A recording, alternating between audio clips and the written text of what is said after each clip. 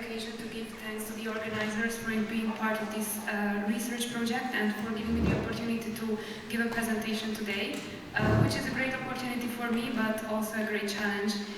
I hope I will tackle it.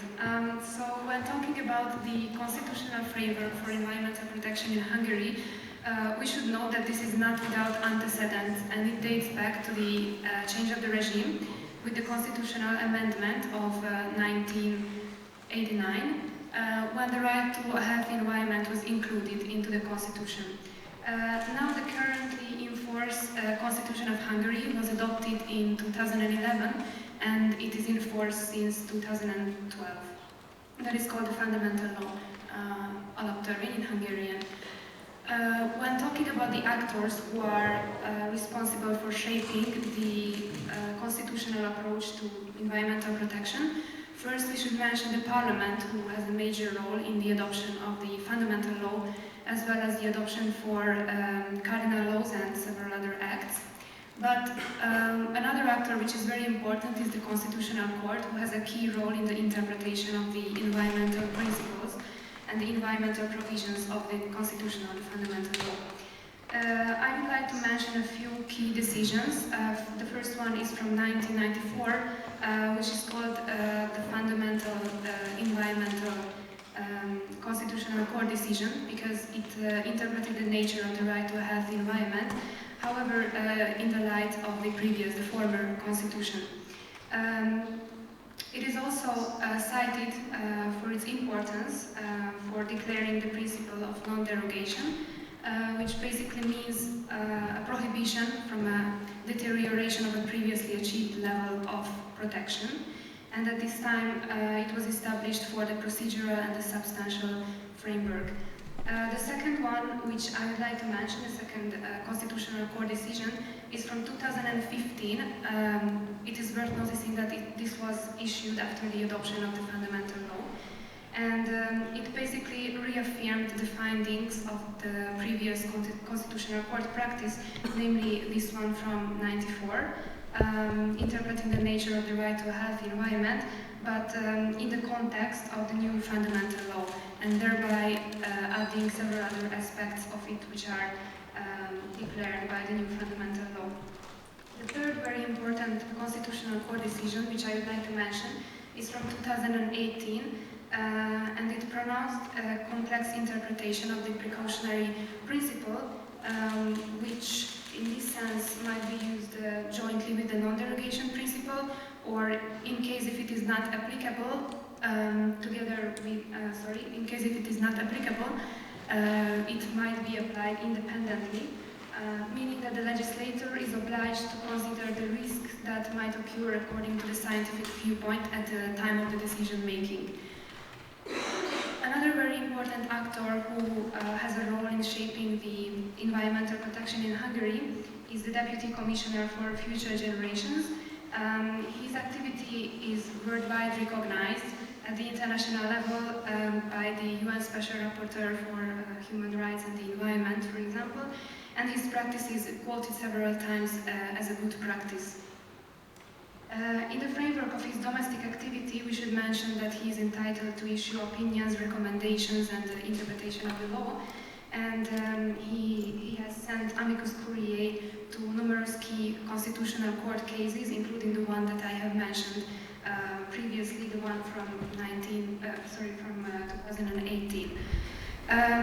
The Fundamental Rights Ombudsman is also entitled to be the petitioner at the Constitutional Court, and this was the case in the decision from 2020, which pronounced that the obligation to preserve natural values for future generations is a part of universal customary law.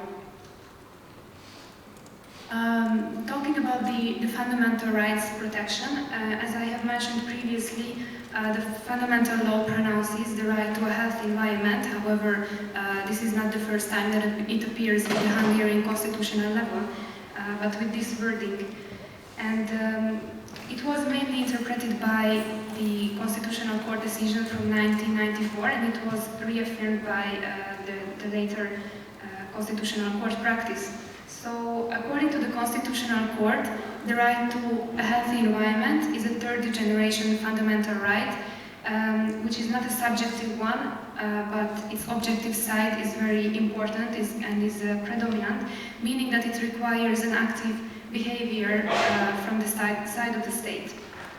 The Constitutional Court also pronounced that the right to a healthy environment is in strong relation with the right to life, meaning that it stems from the right to life, it originates from the right to life. And however, talking about the institutional protection, we should mention that this is not arbitrary.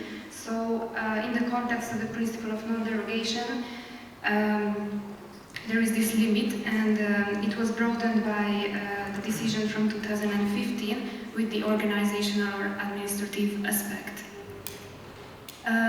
The right to a healthy environment is related not only to the right to life, but also to the right to health, to physical and mental health, as it is formulated in the fundamental law. Namely, that we can see it in the last row, that ensuring the protection of the environment serves as a tool for the effective application of the right to health. There are other interesting provisions in this article related to the right to health, pronouncing the agriculture-free of genetically modified organisms, the GMO-free agriculture in Hungary, as well as the access to healthy food and drinking water, which is considered to be a state task. Another important aspect which emerges in relation with the constitutional regulation of environmental protection is related to the liability issues. In the same article, which guarantees the right to a healthy environment, there is a statement that anyone who causes damage to the environment shall be obliged to restore it. And in the Hungarian scientific literature, there is a debate about whether it could be considered as a polluter pays principle or not. I have read one dissenting opinion of the Constitutional Court in which the judge stated that due to this article, the polluter pays principle appears at the Hungarian constitutional level, but if we read very important works of the scientific literature, we can see that it's rather a narrower understanding of the polluter pays principle, because the precautionary principle and the principle of prevention is missing from this article. In the same article, there is the prohibition of the transport of pollutant waste into the territory of Hungary, which was incorporated into the fundamental law due to a real case which happened, the so-called German garbage case. And thirdly, we shall mention Article P, which declares the obligation of the state and of everyone and to protect and maintain the natural resources. It is important to note that the fundamental law broadened the scope of the bodies of the subjects who are obliged to preserve, to maintain, and to protect the natural resources. It is not only the state task, but also the task of everyone. As for the protection of natural resources, we can find it in the national avowal, which could be considered as a preamble of the fundamental law, which provides the framework for the protection of natural resources, which is mainly described or pronounced in Article P, paragraph 1 of the fundamental law. This states that natural resources shall form the common heritage of the nation, and it shall be the obligation of the state and of everyone to protect and maintain them, as well as to preserve them for future generations. What is interesting is that the fundamental law gives an exemplificative list of natural resources, for example, arable land, forests, or water resources, as well as biodiversity. And another important concept of the fundamental law is the common heritage of the nation, and thereby referring to heritage, the legislator aims to imply that this is not only it does not only have a commercial character, but there is another intrinsic value which we should bequeath to the next generations. There is a triple obligation, which is the protection and the maintenance and the preservation, which was interpreted by the Constitutional Court, And we can state that the CC mainly declared or reaffirmed the international scientific viewpoint of Edith Brown, which we have heard before in the morning. As I have mentioned, future generations, the protection of the interest or the needs of future generations appear at several points of the fundamental law, of which the framework is again provided by the national law, stating that it is an alliance among Hungarians of the past, the present and the future. And in my opinion, it is very interesting because it states not only the intergenerational link between the generations, but also that Hungarians of the future, and it is particularly important if we take into account the decreasing Hungarian population. Another interesting fact is that future generations are linked not only to the protection of natural resources, but also to public funds, stating that the management and the protection of natural assets shall aim at preserving natural resources as well as taking into account the needs of future generations. Sustainable development is also pronounced by the fundamental law in the framework of international cooperation. The Hungarian fundamental law expresses several value choices, and one of them is a very important one, which is the protection of the Christian culture. And it appears several times in the Hungarian fundamental law, in the national law, for example. And why it is relevant for environmental protection or for the protection of the interests of future generations. It's because environmental protection or taking care of the needs of future generations is not a mere state task, but it has moral, ethical foundations, which were pronounced by several Christian religious leaders. And what is very interesting is that the last two ones, the work of Pope Francis and of Patriarch Bartholomeus, was referred to by Constitutional Court decision.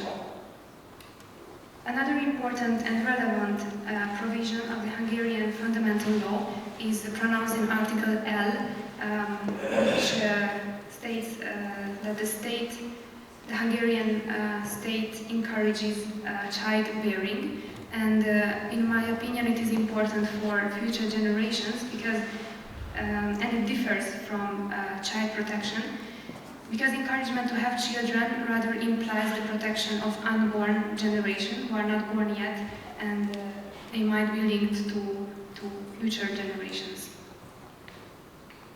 As for financial sustainability, of course, the framework is provided by the preamble and Article N, which states that Hungary shall observe the principle of sustainable budget management.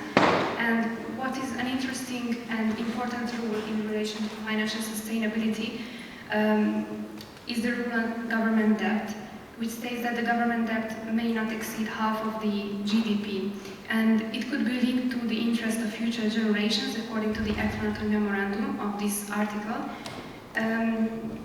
because it clearly wishes to avoid the indebtedness for future generations and thereby taking care of their needs and interests. As for the protection of national assets, first we can differentiate between the property of the state and the property of local governments. And again, the needs of future generations appear in relation with national assets as well. However, we should note that national assets may not equal to the common heritage of the nation, but they might overlap, like it was in the case, the Constitutional Court decision of 2018 in relation with groundwater resources. So in that case, national assets and the common heritage of the nation, natural resources, are the same category, but not in all cases. So in order to shortly summarize, I would like to point out the interesting and the valuable points of the Hungarian fundamental law in relation with the protection of the environment and future generations. So first of all, the right to a healthy environment is explicitly guaranteed by the fundamental law, and its history dates back to the beginning of the 90s, because it was also pronounced by the former Hungarian constitution. We should also mention and bear in mind the prominent role of the Constitutional Court in its interpretation of the environmental principles, and I would like to refer back to what I said in the beginning, that the principle of non-derogation and the precautionary principles were elaborated by the Constitutional Court. Another positive aspect of the Hungarian fundamental law in relation with environmental protection is that we have a Deputy Commissioner for Fundamental Rights Ombudsman who is responsible for future generations, and his work is acknowledged on an international level. And the needs of, or the interests of future generations are also taken into account at several points. They appear in relation with not only with the environmental protection or the protection of natural resources, but also in relation with public finances regarding the principle of sustainable budget management or the rule on public debt. And last but not least, I would like to point out certain problematic issues and questions. So first of all, the question of liability for environmental damage. It is still not clear to what extent it represents the polluter pays principle. I would like to note that the former Ombudsman for Future Generations, in his legislative proposal for the fundamental law, suggested the explicit mention of the polluter pays principle, the non-derogation principle, and the precautionary principle, among others. But as we know, it did not, it wasn't realized.